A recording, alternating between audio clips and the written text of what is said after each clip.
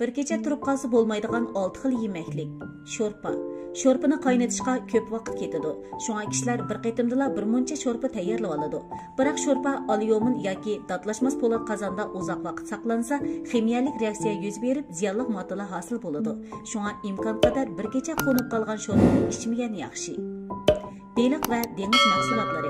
Pishirilgan beliq yoki boshqa dengiz mahsulotlari bir kecha turib qolsa, oqsil katabolitini paydo qilib, jigar va börekka ziyon soladi. Choy.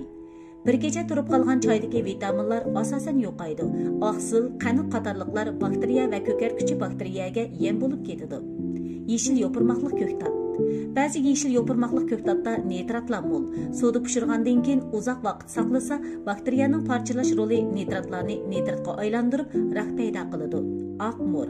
Mayli uyda yetishtirilgan oqmor yoki dalada o'sgan oqmor bo'lsin, hammasida nitrat mo'l. Agar qaynatib pishirgandan keyin uzoq vaqt qo'yib qo'yilsa, bakteriyaning parchalash roli ostida nitratlar asliga qaytib, nitratlarga o'zgaradi. Tuxum.